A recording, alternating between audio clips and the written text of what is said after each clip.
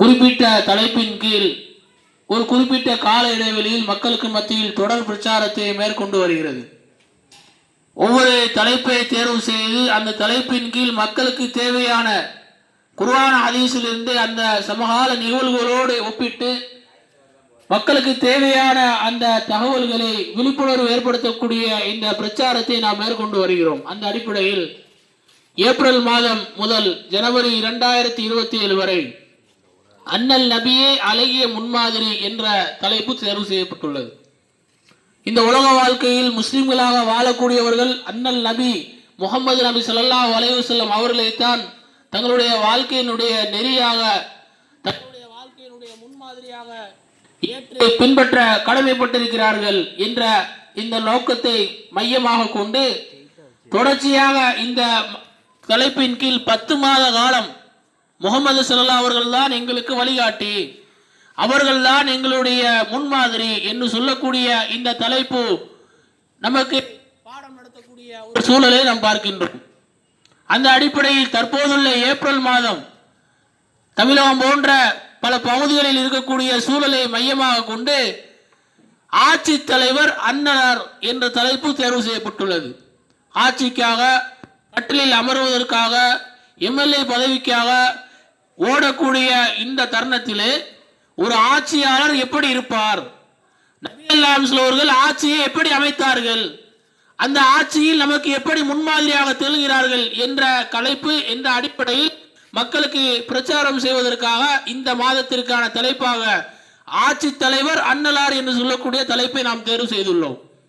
நபிகள் நாயகம் அவர்களை பொதுவாக நாம் அறிந்து வைத்திருப்பது ஒரு தூதராக, ஒரு மத குருவாக நாம் அறிந்து வைத்திருக்கிறோம். அது உண்மைதான். அது நிதர்சனமான முதல் அடிப்படையான நபிகளாருடைய ஒரு ரோலாக இருந்தது. நபிகள் நாயகம் அவர்களுக்கு 2 பதவிகள் இருந்தது. ஒன்று நபி என்று சொல்லக்கூடிய பதவி, மற்றொன்று ஆட்சி தலைவர், ஜனாதிபதி என்று சொல்லக்கூடிய ஒரு பதவி. அதிகமாக மக்களுக்கு மத்தியில் பேசப்படக்கூடிய ஒரு பதவி நபி என்று சொல்லக்கூடிய மதகுரு என்று சொல்லக்கூடிய ஒரு பதவியைத்தான் அதிகமாக நாம் பேசுவோம், அதிகமாக நாம் கேள்விப்பட்டிருப்போம். ஆனால் நபிகள் நாயகம் அவர்கள் மதீனாவிற்கு ஹிஜ்ரத் செய்து வந்ததற்கு பிறகு மிக பிரம்மாண்டமான ஒரு ஆட்சிக்கான அதிபராக நபிகள் நாயகம் அவர்கள் இருந்தார்கள். சாதாரணமான ஆட்சி இல்லை. நபிகள் நாயகமே அதை பற்றி சொல்லுவார்கள், நுசிர்து பிர்ரூபி மசீரத்த சஹரின். இந்த நபி முகமது ஆகிய நான் இன்றைக்கு பயணம் செய்கின்றேன் என்று எடுத்துக்கொண்டால் 1 மாத தொலைவுக்கு அப்பால் இருக்கக்கூடிய ஒரு கூட்டம் இந்த முகமதினுடைய படையை கண்டு அஞ்சும். எந்த அளவுக்கு நபிகள் நாயகம் தன்னுடைய ஆட்சியை பற்றி சிராய்த்து சொன்னார் என்று சொன்னால், இன்றைக்கு நபி அவர்கள் புறப்படுகிறார்கள் என்று சொன்னால் கூட 1 மாத தொலைவுக்கு அப்பால் ஒரு கூட்டம் இருக்கிறது என்று சொன்னால் முகமது அவர்கள் புறப்பட்டு விட்டார்கள், முகமது அவர்கள் புறப்பட்டு விட்டார்கள் என்று கேள்விப்பட்டால் தொடு நடக்கக்கூடிய அளவிற்கு அவர்கள் பயப்படுவார்கள். அந்த அளவுக்கு பிரம்மாண்டமான வல்லரசாக, ரோமபுரிய பாரசீக வல்லரசுகளை எல்லாம் தூக்கி சாப்பிடக்கூடிய ஒரே வல்லரசு முகமது நபியுடைய வல்லரசாக இருந்தது. நபி என்று சொல்லக்கூடிய ஒரு தகுதியை, நாம் பிரம்மாண்டமான தகுதியை நபியவர்கள் எந்த அளவுக்கு சால சிறந்த முறையில் பின்பற்றினார்கள், சால சிறந்த முறையில் அதை கடைபிடித்தார்கள், மக்களுக்கு அந்த பணியை எடுத்துரைத்தார்கள் என்று நாம் பேசுவோம். ஆனால் ஆட்சி தலைவர் என்று சொல்லக்கூடிய அந்த விதத்திலும் நபியவர்கள் மிக பிரம்மாண்டமான அசாத்தியமான ஒரு ஆட்சியை நபியவர்கள் நடத்தினார்கள். அதை நபிகள் நாயகம் அவர்களுடைய ஆட்சியில் நாம் பார்க்கின்ற போது நபிகள் நாயகம் அவர்கள் பொதுவாக ஒரு ஆட்சியாளர் எப்படி இருக்க வேண்டும் என்பதற்கு முன்னுதாரணமாக நபியவர்கள் இருக்கிறார்கள். ஒரு ஆட்சியாளர், ஒரு அரசன், ஒரு அதிபர், ஒரு முதலமைச்சர், ஒரு பிரதமர், யாராக வேண்டுமா இருக்கட்டும், அவர் மக்களுக்கு கெடுதி தரக்கூடியதை முதலில் அப்புறப்படுத்த வேண்டும். ஒரு ஆட்சியாளருடைய கடமை அது. மக்களுக்கு எதெல்லாம் கெடுதி தருமோ, மக்களுடைய உடல் ஆரோக்கியத்திற்கு, மக்களுடைய வாழ்க்கைக்கு எதையெல்லாம் தீங்கு விளைவிக்குமோ அந்த பொருட்களை முதலில் அப்புறப்படுத்த வேண்டும். இந்த உலக நாடுகள், எந்த நாடுகளை வேண்டுமோ எடுத்து பாருங்கள், உலகத்தில் இருக்கக்கூடிய எந்த நாடுகளை நாம் எடுத்து பார்த்தாலும் மது என்று சொல்லக்கூடிய போதை தரக்கூடிய வஸ்துக்கள் சாறை மாறமாக பயன்படுத்தக்கூடிய ஒரு காட்சி. எந்த நாட்டை நாம் எடுத்துக்கொண்டாலும் போதை தரக்கூடிய பொருட்களை வைத்துதான் அந்த அரசாங்கமே நடத்தப்படுகிறது. அது மனிதனுக்கு கேடு தரக்கூடியது, மனிதனுடைய அறிவை பாழாக்கக்கூடியது, மனிதனுடைய ஆரோக்கியத்தை பாழாக்கக்கூடியது என்று நாம் அரசாங்கத்திற்கு தெரியாதா? ஆட்சி செய்யக்கூடியவனுக்கு அறிவு இல்லையா? அதெல்லாம் தெரியாம ஆட்சியில் வந்து அமர்ந்திருக்கிறாமா? எல்லாம் தெரியும். இதன் மூலமாக தன்னுடைய வாழ்க்கை நாசமாகும். அந்த மது கடையிலே எழுதி போட்டிருப்பார்கள், மது வீட்டுக்கும் நாட்டுக்கும் கேடு. எல்லாம் தெரிந்த வாசகங்கள் மக்களுக்கு பொட்டை எழுத்துக்கள் எழுதப்பட்டிருக்கிறது. மது பாட்டில்கள் எழுதப்பட்டிருக்கிறது. போதை தரக்கூடிய ஒவ்வொரு பொருட்களும் கேடு விளைவிக்கக்கூடியது, வீட்டிற்கும் நாட்டிற்கும் கேடு என்று சொல்லி மக்களுக்கு விற்கிறான். மக்கள் அதனால் பாதிக்கப்படுகிறானே, மக்களுடைய குடும்பம் நாசமாகிறது. பல குடும்பங்கள் நடுத்தருக்கு வர்றான். தண்ணியை போட்டுக்கிட்டு, சாராயத்தை போட்டுக்கிட்டு, மது அருந்தி கொண்டு கட்டின பொண்டாட்டியை போட்டு தெருவில் போட்டு அடிக்கிறான். தன்னுடைய மனைவி என்று கூட பாராமல் தன்னைத்தானே ஒரு கட்டத்திலே கொலை செய்யக்கூடிய அளவிற்கு அந்த மது என்ன நிலையில் தன்னை ஆக்கிறது என்று அறியாமல் சுயநலவற்ற நிலையிலே பல கொடூர சம்பவங்களுக்கு ஆளாகக்கூடிய அளவுக்கு மனிதன் தள்ளப்படுகிறார் என்று சொன்னால், அதற்கு இந்த போதை தரக்கூடிய பொருட்கள் காரணமாக இருக்கிறது என்று சொன்னால், ஒரு சிறந்த ஆட்சியாளர் எப்படி இருக்க வேண்டும்? அந்த மது தரக்கூடிய போதை தரக்கூடிய எல்லா பொருட்களையும் நான் இனிமேல் அனுமதிக்க மாட்டேன். இந்த பொருட்கள் என்னுடைய உம்மத்திற்கு, என்னுடைய சமூகத்திற்கு, குடும்பங்கள் எல்லாரும் பயன்படுத்த இயலாது. இனி யாரேனும் பயன்படுத்தினால் கடும் தண்டனை கொடுக்கப்படும் என்று அறிக்கணுமா வேண்டாமா? உலக நாடுகள் யாரேனும் அறிவிச்சானா? உலகத்தில் அந்த மாதிரியான சூழல் நாம் பார்க்க முடியுமா?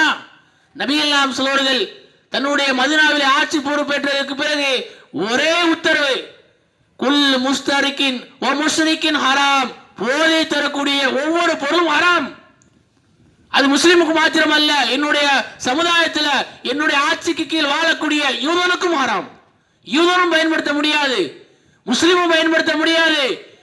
இந்த ஆட்சியிலே எல்லா மனிதர்களும், என்னுடைய குடிமக்களாக இருக்கக்கூடிய எல்லா நபர்களும் ஆரோக்கியமான வாழ்க்கையை வாழ வேண்டும் என்பதற்காக இந்த முடிவு ஏற்படுத்தப்பட்டுள்ளது என்று ஒரே உத்தரவு.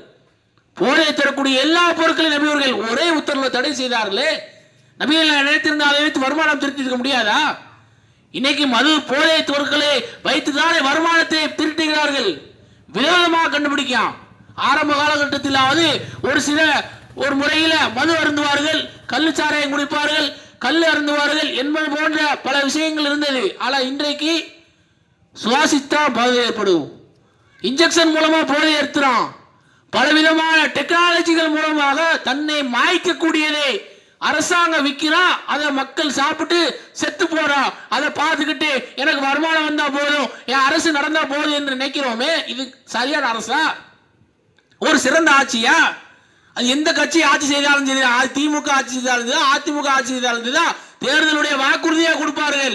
நாங்கள் ஆட்சிக்கு வந்தால் என்ன, ஆட்சிக்கு வந்தா நாங்கள் ஆட்சிக்கு வந்தால், பொறுப்பு ஏற்றினால், கட்டிலில் அமர்ந்தால் போதை பொருட்களை நாங்கள் தடை செய்வோம் என்று வாய் கூசாமல் வாயில் வடை சுடுவார்கள். ஆனால் ஆட்சிக்கு வந்து எத்தனை வருடங்கள் ஆனாலும் அதை நிகழ்த்தி காட்ட மாட்டார்கள்.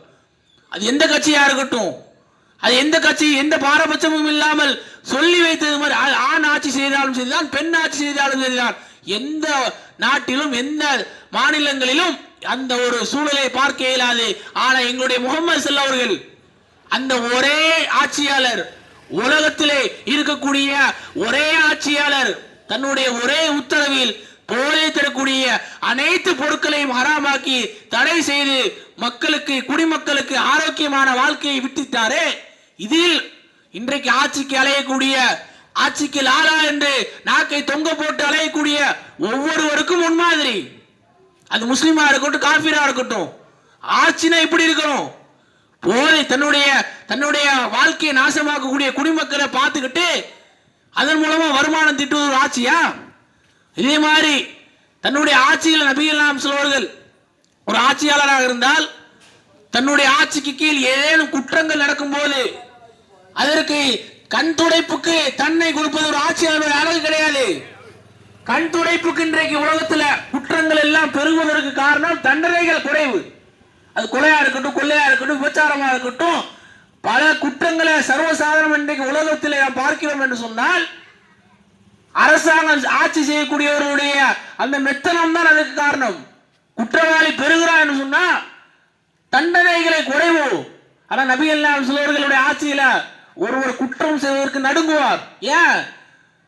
நபிகள் அவருடைய ஆட்சியில நபிகள் நாயகம் சொல்லுவர்கள் அல்லாஹ் தன்னுடைய திருமறையில சொல்றான், அன்னன் நஃப்ஸ பின் நஃப்ஸ் வல் ஐன பில் ஐன் வல் உதுன பில் உதுன் வல் அன்ஃப பில் அன்ஃப் வஸ் சின்ன பிஸ் சின். பழி வாங்கக்கூடிய விஷயத்தில் உங்களுக்கு வாழ்வு உண்டு. ஒரு அரசாங்கமாக இருந்தால், ஒரு குடிமகன் பாதிக்கப்பட்டிருக்கிறான், ஒரு குடிமகனுடைய உயிரை இன்னொருவர் அநியாயமான முறையில் கொலை செய்து விட்டால் ஒரு அரசாங்கம் கொலையாளிக்கு மரண தண்டனை கொடுக்கும். சாதாரணமான விஷயம் கிடையாது. கொலை செஞ்சிட்டா அந்த கொலையாளி அடுத்த வினாடியே தூக்கில் தொங்கிடப்படுவார் நபிகளாருடைய ஆட்சியில். அதில் நபிகள் பாரபட்சம் காட்ட மாட்டார்கள். வேண்டிய வேண்டாம் தெரிஞ்ச தெரிய அதெல்லாம் ஈடுபடாது. என்னுடைய ஆட்சியிலே குற்றங்களை இரும்புகரம் கொண்டு நான் ஒடுக்குவேன் நபிகள் நடத்தி காட்டினார்கள். உலகத்துல பார்க்க முடியுமா? இன்றைக்கு செய்தித்தாளில் பார்க்கிறோம், 100 கொலை செய்தவர் மீண்டும் சிறைக்கு சென்றார், மீண்டும் சிறையிலிருந்து விடுதலை பெற்றார். ஒருத்தர் 100 கொலை செய்யற அளவுக்கு செல்றான்னா அப்ப எந்த லட்சணத்துல ஆட்சி இருக்குங்க பார்க்கிறோம். இன்னைக்கு கொலை செஞ்சுட்டு ஒரு குற்றத்தை செஞ்சுட்டு சிறைக்கு போறான். சிறைக்கு போய் கொலையாளியுடைய வரிப்பணம், ஒட்டுமொத்த சமுதாய மக்களுடைய வரிப்பணத்துல 3 வேளை மூக்கு முட்டை மாதிரி திங்கிறான், படுத்து கிடக்கிறான். தன்னுடைய நிலையை என்னோட கவலையும் இல்லாமல் தன்னுடைய நாட்களை கடத்துகிறான். வெளியே வந்தாவது வீட்டை பார்க்கணும், குடும்பத்தை பார்க்கணும், வருமானத்தை பார்க்கணும், சாப்பாடு பார்க்கணும் என்ற பல கவலைகள் இருக்கும். ஆனா ஒரு குற்றத்தை செய்து சிறைக்கு போனால் அங்கே 3 வேளை சாப்பாடு ஃப்ரீ, தங்குவதற்கு தங்குமிடம் ஃப்ரீ, எல்லாம் இலவசம், எந்த கவலையும் இல்ல. மன நிம்மதியோடு சிறையில் இருந்துட்டு வெளியே வர்றான், மீண்டும் அந்த தவறு செய்யறான், மீண்டும் சிறைக்கு போறான். இப்படியே 100 கொலை அளவுக்கு ஒருத்தன் செல்றானா இது ஒரு சிறந்த ஆட்சிக்கு அழகா? ஒரு சிறந்த ஆட்சியாளருடைய அழகாக முன்மாதிரியாக நபிகள் நாயகம் சொல்வர்கள் இருக்கவில்லையா? ஒருத்தர் கொலை செஞ்ச அடுத்த நொடியே நபிகள் நாயகம் சொல்வர்கள் கொலையாளிக்கு மரண தண்டனை கொடுத்தார்களே, அதனால் குற்றங்கள் குறைந்தது. அதன் மூலமாக அடுத்த வினாடியே நபிகள் நாயகம் சொல்வர்கள் இன்றைக்கு நான் இவரை கொலை செய்ய முயற்கிறேன் என்று சொன்னால் அந்த குடும்பம் எப்படி நடுத்தருக்கு போகுமோ அதே போல என்னுடைய குடும்பம் அடுத்த நொடிக்கு நடுத்தருக்கு போயிருமே. என் குடும்பத்தினுடைய மனைவி மக்கள் எல்லாம் நடுத்தருக்கு போயிருவாங்க, அவன் குடும்பம் மட்டும் போகாத. இன்று ஒவ்வொருவரும் நடுங்கக்கூடிய நிலையில் நபிகள் நாயகமுடைய ஆட்சி இல்லையா? அதே போல நபிகள் நாயகமுடைய ஆட்சியிலே பெண்களுக்கு பாதுகாப்பு. இன்னைக்கு பெண்களுக்கு எங்களுடைய ஆட்சியில் பாதுகாப்பு என்று ஒவ்வொருத்தரும் ஒவ்வொரு கதையை கட்டி விடுறான். ஒருத்தர் சொல்லா ஆட்டோவில் நாங்கள் பத்தனை வைப்போம், அந்த பத்தனை அமைக்கினால் அந்த இடங்களில் சிக்னல் வரும், அதன் மூலம் ஒரு பாடிக்காட்டு வருவாரு, கதை விடுறான். ஒரு பெண்ணுக்கு பாதுகாப்பு, பெண்ணுடைய கற்புக்கு பாதுகாப்பு என்று சொன்னால் எங்களுடைய தூதர் நபிகளாருடைய ஆட்சியில் அதை நீங்கள் பார்க்க முடியும். நபிகள் நாயகம் சொல்வார்கள் ஒரு பெண்ணுடைய கற்பு பாதிக்கப்பட்டது என்று சொன்னால் கல்லெறிந்து அந்த நபரை ஒட்டுமொத்த சமுதாயத்திற்கு மத்தியில் ரத்தம் சொட்ட சொட்ட மரண தண்டனை கொடுத்தார்களே, ஒருத்தரும் பயப்படுவான். யாரும் பெண் பக்கம் போக பயப்படுவான். அந்நிய பெண்களை தவறான முறையில் பார்க்க நினைப்பவன், தவறான முறை அடைய நினைப்பவன் அஞ்சே செத்து போவான். அது பக்கத்தில் போயிடக்கூடாது. ஒரு பெண்ணுடைய கருப்பு பாதிக்கப்பட்டால், பெண்ணுடைய கருப்பை நாம் எடுத்துக்கொண்டால், பாலியல் வன்கொடுமை செய்தால் நம்முடைய நிலை ஒட்டுமொத்த மக்களுக்கு மத்தியிலும் அவமானப்பட்டு நம்முடைய உயிர் பரிதாபமான நிலையை வென்றுவிடும் என்று விபச்சாரத்திற்கு மரண தண்டனையாக கல்லறி தண்டனை கொடுத்தார்களே, அதன் மூலமாக எந்த அளவுக்கு பெண்களுக்கு பாதுகாப்பு ஏற்பட்டது என்று சொன்னால், ஒரு முறை அத்தி என்று சொல்லக்கூடிய ஒரு சஹாபி நபிகள் நாயகத்திடம் கேட்கிறாங்க, யார் ரசூலுல்லாஹ் எங்க பார்த்தாலும் வழிப்பறி கொள்ளை அடிக்கிறவன் ஜாஸ்தி ஆயிட்டான், ஒரு நிம்மதியா ஒரு பயணத்துக்கு போக முடியல, என்ன யார சொல்ல பண்றது, ஏதாச்சும் வழி சொல்லுங்க நபிகள் நாயகத்திட அத்தி என்று சொல்லக்கூடிய சஹாபி கேட்கிறார். அப்ப நபிகள் நாயகம் சொன்னார்கள், அத்தியே ஹிராவை நீ பார்த்தது உண்டா? ஹிரா என்று சொல்லக்கூடிய பகுதியை நீ கேள்விப்பட்டது உண்டா? அப்போ அவர் சொல்றாரு, யார சொல்லலாம் நான் கேள்விப்பட்டது இல்லை, ஆனா எனக்கு அது பற்றிய சில தகவல்கள் தெரியும். நீ உயிரோடு இருந்தால், நீ நீண்ட நாட்கள் ஆயுட்காலம் வழங்கப்பட்டவனாக நீ இருந்தால் நிச்சயம் நீ காண்பாய். எதை? ஹிராவிலிருந்து ஒரு பெண் தன்னந்தனியா ஒட்டகத்திலே பயணம் செய்து மக்காவிலே வலம் வருவதற்கு, காபாவை சுற்றி வருவதற்கு தன்னந்தனியாக பயணப்பட்டு வருவதை நீ பார்ப்பாய். கிட்டத்தட்ட நம்ம ஊர்ல இருந்து சென்னைக்கு போக தூரம், உதாரணத்திற்கு நம்ம ஊர்ல இருந்து சென்னைக்கு போகக்கூடிய தூரத்திற்கு ஹிராவிலிருந்து மக்கா வரை ஒரு பெண் தன்னந்தனியாக ஒட்டகத்தில் பயணம் செய்து என்னுடைய ஆட்சியின் கீழ் அதை நீ பார்ப்பாய். அவர் அடுத்து சொல்றாரு, அல்லாஹ் எனக்கு ஆயுள் காலத்தை அதிகப்படுத்தி தந்தான், நான் ஆயுள் காலம் அதிக நாட்கள் வாழ்ந்தேன். அந்த பெண் தன்னந்தனியாக ஒட்டகத்திலே மக்காவரை வந்ததை நான் பார்த்தேன் என்று சொன்னார்களே, சுப்ஹானல்லாஹ். இப்படிப்பட்ட ஒரு பெண்ணுக்கு பாதுகாப்பு அளித்த ஆட்சி உலகத்தில் எங்கேயாவது நம்ம பார்க்க முடியுமா? பச்சில குழந்தையை கற்பழிக்கிறான், பச்சில குழந்தை தன்னுடைய பாதுகாப்பு இல்லாமல் வாழக்கூடிய ஆட்சி உலகம் இது. அது எந்த கட்சி ஆட்சி செஞ்சாலும் சரி, யார் பாஜக ஆட்சி செஞ்சாலும் சரி, காங்கிரஸ் ஆட்சி செஞ்சாலும் சரி, திமுக செஞ்சாலும் சரி, யாரு செஞ்சாலும் சரி, பெண்களுக்கு பாதுகாப்பு இந்த உலகத்தில் இருக்கா? பெண்களை ஒரு நிம்மதியான முறையில் வெளி உலகத்துக்கு அனுப்புனா பெற்றோர்கள் வயிற்றில் நெருப்பு கட்டிட்டு இருக்கிற மாதிரியான ஒரு சூழல் இல்லையா அன்றைக்கு? ஏன் இதுக்கு காரணம்? குற்றம் செஞ்சா தண்டனை கொடுக்கல. குற்றம் செய்வதற்கு பயப்படக்கூடிய அளவுக்கு தண்டனைகள் இல்ல. இன்னைக்கு ஒரு பெண்ணுடைய கருப்பு பாதிக்கப்பட்டா சிறைக்கு போவேன், சிறைக்கு போனா மூக்கு முட்டு திம்பேன், திண்டு தூங்குவேன், எனக்கு என்ன கவலை என்று இருந்தால் குற்றங்கள் பெருகும். இன்னைக்கு பெண்களுக்கு பாதுகாப்பு இல்ல, குற்றவாளிகள் பெறுகிறார்கள், விபச்சாரம் பெறுகிறது, பாலியல் வன்கொடுமைகள் பெறுகிறது என்று சொன்ன காரணம் என்ன? ஒரு ஆட்சியாளர் அதையெல்லாம் கவனத்தில் கொண்டு ஆட்சி செய்யணுமா? எப்படி பணத்தை அடிக்கலாம், எப்படி பணத்தை சுட்டலாம், எப்படி ஊழல் பண்ணலாம் என்பது மாதிரியான சிந்தனையில் ஆட்சி செய்ய உருப்படுமா? எங்களுடைய நபியினுடைய ஆட்சியில நபிகள் நாயகம் அவர்கள் யாராலும் செய்து காட்ட முடியாத குற்றவியல் சட்டங்களை அல்லாஹ்வுடைய உத்தரவின் பிரகாரம் இருமுகரம் கொண்டு ஒதுக்கி காட்டினார்களா? இதில் நமக்கு முன்மாதிரி. இந்த சூழலிலே நாம் பேசுகின்றோம். இந்த சூழலிலே இன்னும் சிறு நாட்களிலே நாம் நம்முடைய ஜனநாயக கடமை நிறைவேற்றி மக்களாட்சி நடைபெறக்கூடிய ஒரு நாடாக இந்த நாடு இருக்கிறது. ஆனா உண்மையிலே மக்களாட்சி நடைபெறுதா? யாருக்கும் சாதகம் பாதகம் பாராமல் ஆட்சி நடக்கிறதா? இந்த இந்தியாவில், இந்த தமிழ்நாட்டில் ஓரளவு எடுத்துக்கலாம். இந்தியாவில் நடக்கிறதா? மதச்சார்பற்ற நாடு தானே இந்தியா. ஆனா இன்னைக்கு ஒட்டுமொத்த நாடையும் இந்துக்களுடைய நாடாக மாற்றுவதற்கு முயற்சி செய்யறான, காவி வெண்மத்தை கக்குறான. இது ஒரு ஆட்சியரோட அழகா?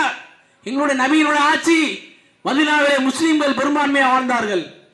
மதீனாவிலே முஸ்லிம்கள் தான் அதிகமான மக்கள், பெரும்பான்மை மக்கள், சிறுபான்மை மக்கள் யூதர்கள். இன்றைக்கு நாம எப்படி இந்தியாவிலோ அந்த மாதிரி யூதர்கள் அன்றைக்கு நபிகள் நாயகத்துடைய ஆட்சியில பெரும்பான்மை சிறுபான்மை பார்த்து நபிகள் நாயகம் சொல்ல தீர்ப்பளிக்க மாட்டார்கள். யார் தவறு செய்தாலும் சட்டப்படி அவர்களுக்கு தீர்ப்பளிக்கப்படும். நபிகள் நாயகத்துடைய ஆட்சியில ஒரு முஸ்லிம் யூதனை பலார் என்று கன்னத்தில் அடித்து விட்டார். யூதன் நபிகள் நாயகத்தை தேடி வர்றார். யார் ரசூலுல்லாஹ், என்னை அநியாயமான முறையில் இவர் காயப்படுத்தி விட்டார், என்னை அநியாயமான முறையில் என்னை துன்புறுத்தி விட்டார், இவருக்கு தண்டனை அளியுங்கள் என்று ஒரு யூதர், ஒரு சிறுபான்மை மக்கள் நபிகளாரை நோக்கி பெரும்பான்மை மக்களுக்கு மத்தியிலே இந்த சூழலை நாங்கள் கண்டோம் என்று சொல்லி நபிகள் நாயகத்திடம் கேட்கிறாங்க. நபிகள் நாயகம் சொல்வார்கள், நீ முஸ்லீம், என்னை சார்ந்தவன், நீ பெரும்பான்மை என்னை சார்ந்தவன் என்று பார்த்தார்களா? குற்றம் செய்தவர், அநீதி இழைத்தவன் யாராக இருந்தாலும் தண்டித்தார்களா? இன்னைக்கு அந்த பாரியான சூழலை பார்க்க முடியுமா? முஸ்லிம் என்று சொன்னாலே தீவிரவாதி என்று கங்கணம் கட்டி தவறான கருத்துக்களை இன்றைக்கு மீடியா கக்குறான. முஸ்லிம்கள் என்று சொன்னா குண்டு வச்சிருவான், முஸ்லிம்கள் என்று சொன்னா மதத்தை கிழிச்சிருவான், மக்களை அழிச்சிருவான், குண்டு வச்சு நாசமாக்கிடுவான் என்று சொல்லி வாய் குசாம பொய்களை கக்குறாங்களே. இந்த மதச்சார்பற்ற நாட்டில் ஒரு முஸ்லீம் தவறு செய்தால், தவறு செய்யாவிட்டாலும் தவறு செய்தால் என்று ஜெயிக்குள்ள போயிட்டு 10 வருஷம் 20 வருஷம் கழிச்சு விடுதலை ஆகாம இன்னைக்கு இருக்கிறாங்களே. இதெல்லாம் ஆட்சிக்கு அழகா? இதெல்லாம் ஒரு ஆட்சியாளருடைய பண்பா? எப்படி ஆட்சி செய்யணும், எப்படி ஆட்சி செய்யக்கூடாது என்பதற்கு முன்மாதிரி லக்கத்தை காணலுக்கும் ரசூலுல்லாஹ் உஸ்வத்துல் ஹஸனா எங்கள் நபி இடத்தில் இருக்கிறது. எங்கள் நபி தொழுகைக்கு மாத்திரம் முன்மாதிரி கிடையாது, நோன்பு வைப்பதற்கு மாத்திரம் முன்மாதிரி கிடையாது. எப்படி ஆட்சி செய்யணும், யாரை எப்படி நடத்தணும், என்ன அடிப்படையில் மக்களுக்கு நன்மை செய்யக்கூடிய ஆட்சியாக அமையணும் என்பதற்கு ஒட்டுமொத்த ரோல் மாடல் முகமது ஸல்லல்லாஹு அவர்கள். முகமது நபியினுடைய ஆட்சியில குற்றங்களை இருமுகரம் கொண்டு ஒடுக்கினார்கள். அது யாராக இருந்தாலும், பெரும்பான்மையா இருந்தாலும் சிறுபான்மையா இருந்தாலும் தவறு செய்தவன் யார் என்றுதான் பார்த்தார்களே தவிர வேண்டியவனா வேண்டாதவனா என்று பார்க்கக்கூடிய ஆட்சி நபிகளுடைய ஆட்சி இல்ல. இறுதியா ஒரே செய்தியை சொல்லி முடித்துக்கிறேன்.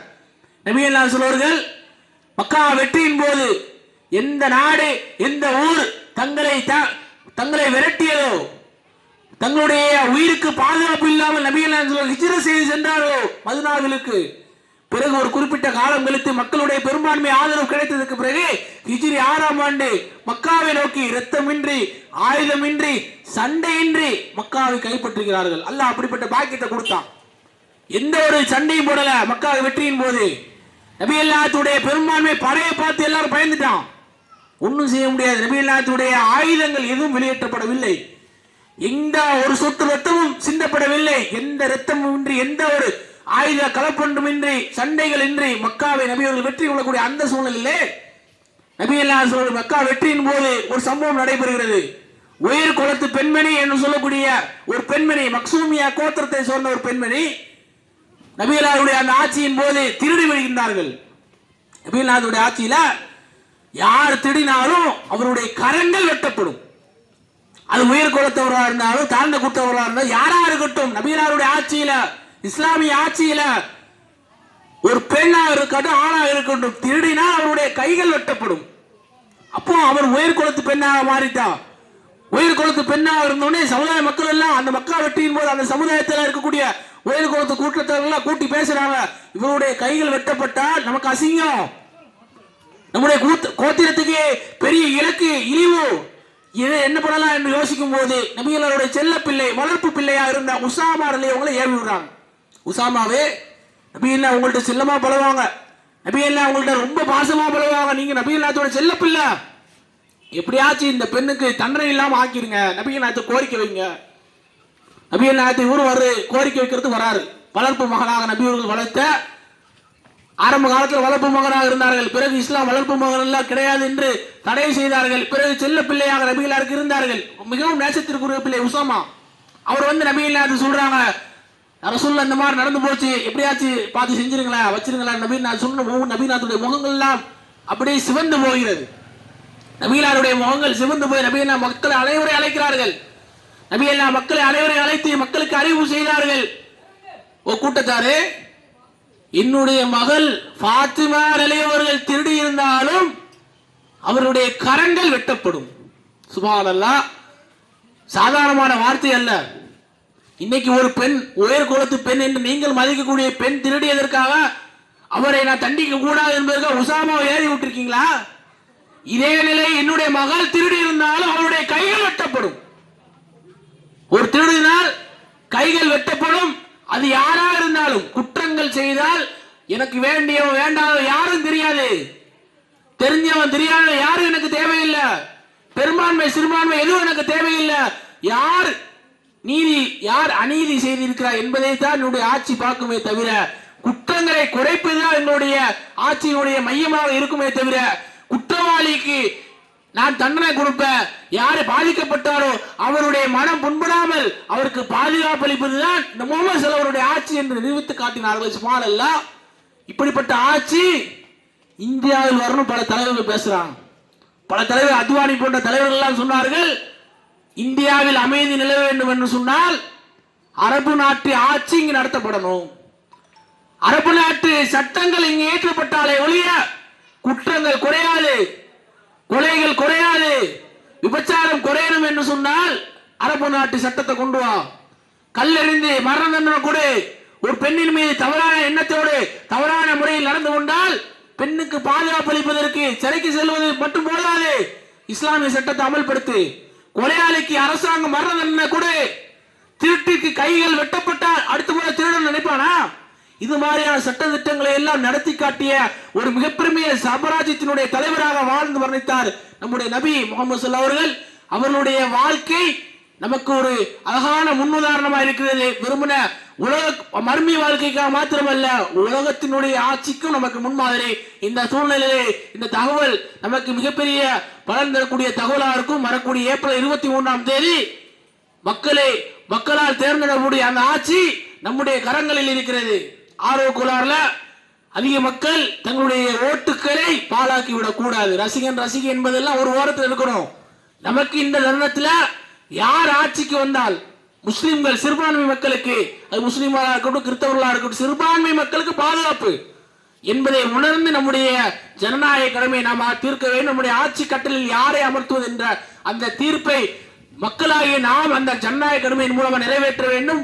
ஓட்டை பாழாக்கி விடாமல் எல்லாரும் தங்களுடைய ஜனநாயக கடமையை சரியாக நிறைவேற்ற வேண்டும் என்ற ஒரு கோரிக்கையோடு மதத்தால் மக்களை ஆளக்கூடிய எந்த ஒரு கூட்டணியும் பாஜக கூட்டணி தமிழ்நாட்டில் நுழைந்து விடக் கூடாது என்பதிலே அழுத்தம் திருத்தமாக இருக்க வேண்டும் என்பதை ஒரு கோரிக்கையாக வைத்து ஆட்சி தலைவர் முகமது ஸல்லல்லாஹு அலைஹி அவர்களை முன்மாதிரியாக கொண்டு இந்தியா செயல்படும் என்று சொன்னால், தமிழ்நாடு செயல்படும் என்று சொன்னால் நிம்மதியான மன அமைதியான பாதுகாப்பான குடிமக்களுக்கு ஆரோக்கியமான வாழ்க்கைக்கு அதுதான் வித்திடுமே ஒழிய இது மாதிரியான போலித்தரமான கண் துடைப்புக்கான சட்டங்கள் எல்லாம் மாற்றப்பட வேண்டும். வரக்கூடிய காலங்களில் அல்லாஹ் அப்படிப்பட்ட ஒரு மாற்றத்தை நமக்கு தந்து நிம்மதியான வாழ்க்கைக்கு நபிகளாருடைய ஆட்சிக்கான ஒரு முன்மாதிரி சமுதாயம் ஏற்று நடப்பதற்கு அல்லாஹ் அருள் புரிவானா என்ற பிரார்த்தனையோடு எங்களுடைய இந்த உரையை முடித்துக் கொள்கிறோம். அதுபோல ஒரு கூடுதல் அறிவிப்பு வரக்கூடிய ஏப்ரல் 18ஆம் தேதி சனிக்கிழமை முதல் ஏப்ரல் 30ஆம் தேதி வரை மாணவ மாணவிகளுக்கு கோடை விடுமுறை விடப்படக்கூடிய அந்த சூழ்நிலையிலே